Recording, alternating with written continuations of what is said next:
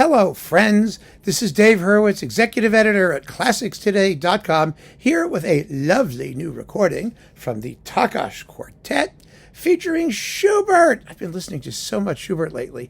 We just did 15 Schubert videos from the overflow room, and I've been doing listening to lots of Winterizes because I'm working on a repertoire video of the 10 best of those. My 10 best, which is the 10 best. It's coming. And, oh my goodness, the Takács Quartet is fabulous on Hyperion. You know, they took over these recordings because they started on Decca, and then, of course, Decca dumped them like they dumped everything that was worth keeping in the general classical music conflagration in favor of,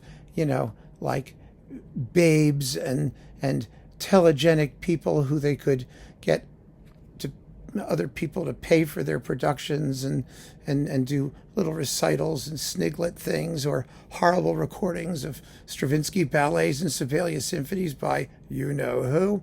I mean, it's just sad. And chamber music, which is, of course, a subset of the larger world of classical music, naturally fell by the wayside.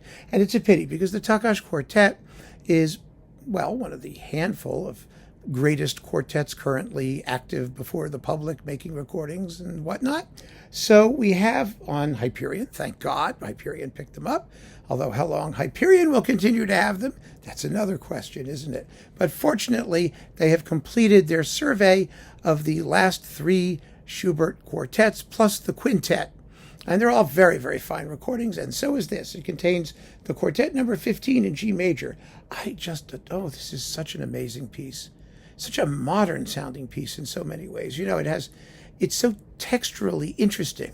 For those of you who think that string quartets are monochrome, listen to this with its use of tremolo and pizzicato and just all kinds of wonderful textural things. It's just phenomenal. And this is a very, very beautiful performance. I have no complaints about it at all.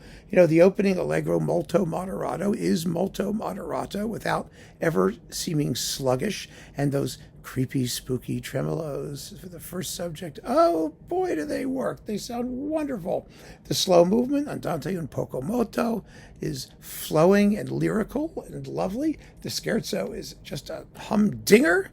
Exciting. The finale is another one of those, tarantella things that Schubert liked to do. He did one for Death and the Maiden, too. He was kind of obsessed with that rhythm. That's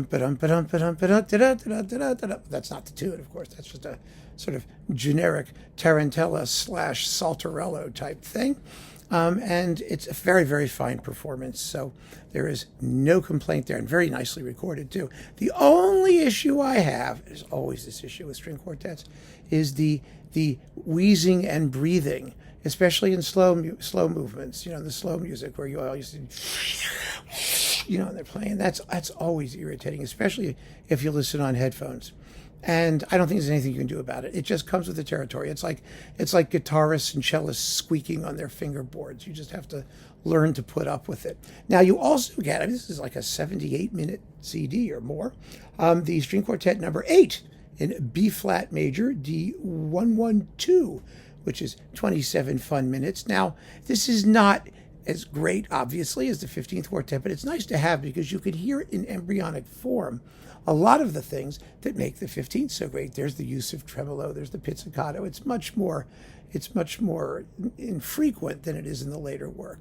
The emotional intensity is lower, except in the slow movement, which is gorgeous. Minor key versus major key. And you hear that Schubert harmonic thing, is starting a melody major and going minor and vice versa. And all that's all in here.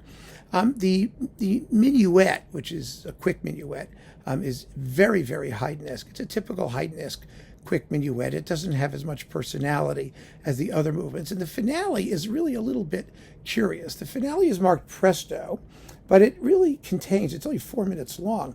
It seems a bit longer, actually, because of the way that Schubert writes it rhythmically. It consists of a long, slow theme and long notes with a violin doing rapid things on top. It kind of sounds like a housefly buzzing around while you're trying to do other things.